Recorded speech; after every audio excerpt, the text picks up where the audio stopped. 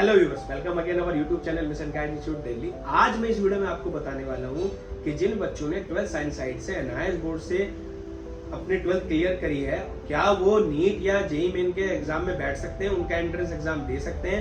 Yes, of course, बिल्कुल दे सकते हैं। बस आपको वीडियो देखना होगा जिसमें आपके सारे डाउट क्लियर हो जाए।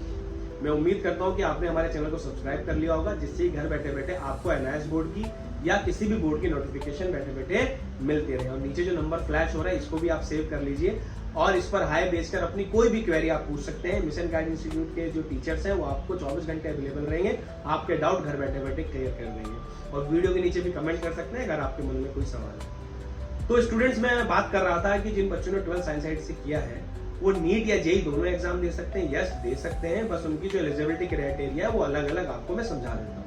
मैं स्टार्ट करता हूँ नीट के एग्जाम से। नीट मतलब मेडिकल, जिसके अंदर बच्चे अपना एमबीबीएस या उसके लिए तैयारी करते हैं, उसको नीट का एग्जाम देना कंपलसरी है। तो उसके अंदर एलिजिबल है कि आपको 50% से ऊपर मार्क्स होने चाहिए, आपके पास फिजिक्स, केमिस्ट्री, बायो, एक लैंग्वेज और एक अदर सब्जेक्ट होना चाहिए। 5 सब्जेक्ट में आपको पास होना जरूरी है। अब आप ये सीबीएसई बोर्ड से करें, एनआईएस बोर्ड से करें, महाराष्ट्र से करें, झारखंड से करें, कहीं भी करें, जिस भी बोर्ड से आप करें, आपको 5 सब्जेक्ट में पास होना जरूरी है। तो आप नीट के एग्जाम में बैठ सकते हैं और एनआईएस बोर्ड के बच्चे भी बैठ सकते हैं। इससे कंफ्यूजन से आप दूर हो जाइए। कोई आपको बोल भी रहा है तो बात नहीं मानना, मिशन गाइड इंस्टीट्यूट का नंबर दे देना, हम बोल देना इनसे बात कर लो, ये बता दें, ठीक है व्यूअर्स?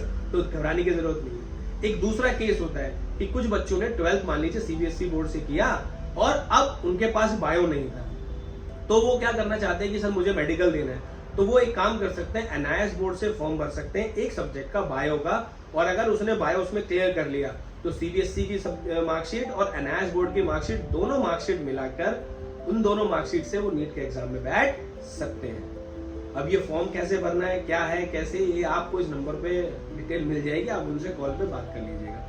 मैं इतना बता रहा हूँ आपको कि आप अगर सीबीएसई बोर्ड से आपने बायो से किया तो भी बैठ सकते हैं, और एनआईएस बोर्ड से अगर आपने एक सब्जेक्ट से भी किया तो आप नीट के एग्जाम में बैठ सकते हैं, अपना एग्जाम दे सकते हैं, डॉक्टर बन सकते हैं, ठीक है। दूसरा, अब बात करता हूं मैं इंजीनियरिंग की, जेईई मेन की। जेईई मेन में भी सेम यही प्रोसेस है कि आपको 12th में फिजिक्स, केमिस्ट्री, मैथ में पास होना जरूरी है, और एक सब्जेक्ट आपका एक लैंग्वेज होना चाहिए और अदर सब्जेक्ट, यानी 5 सब्जेक्ट में आपको पास होना जरूरी है। 75% क्राइटेरिया आपको फुलफिल करना पड़ेगा।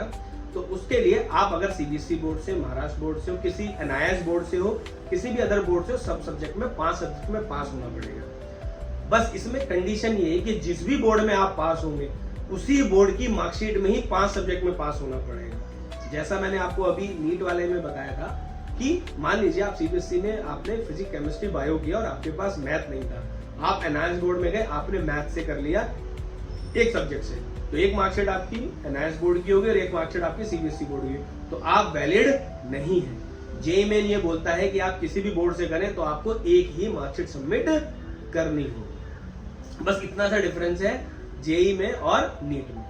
तो आप अगर एनआईएस बोर्ड से हैं तो या तो आप 5 सब्जेक्ट एनआईएस बोर्ड से दें, या ऑन डिमांड एग्जाम देकर 2 सब्जेक्ट आपके सीबीएसई बोर्ड से आ जाएंगे और 3 सब्जेक्ट एनआईएस बोर्ड से आ जाएंगे, और एनआईएस बोर्ड की मार्कशीट आ जाएगी।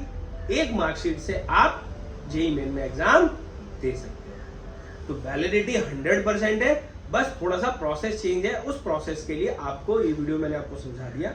फिर भी आपको लगता है कि नहीं सर कुछ डाउट है, समझ नहीं आ रहा है, तो आप वीडियो के नीचे लिंक कमेंट कर सकते हैं, या फिर हमारी टीम से जो नंबर नीचे फ्लैश हो रहा है उस पर कॉल कर पूछ सकते हैं। और अगर आपको इसके रेफरेंसेस, सुप्रीम कोर्ट के ऑर्डर या नोटिफिकेशन ऑफ जेईई मेन, उनकी कोई एलिजिबिलिटी क्राइटेरिया चाहिए, या एनआईएस बोर्ड की नोटिफिकेशन चाहिए कि हाँ वैलिड है नहीं है, तो आपको इस वीडियो के नीचे मिल जाएगा, वहां से डाउनलोड करके पढ़ सकते हैं, बहुत आसान है। बट आप इतनी डिटेल में मत जाइए। मैं फिर आपको बोल रहा हूँ कि अगर आपने एनआईएस बोर्ड से 10th 12th किया है ओपन स्कूलिंग से, तो आप नीट और जेईई मेन दोनों एग्जाम दे सकते हैं, घबराने की जरूरत नहीं है। Thank you for watching this video. Please share the video.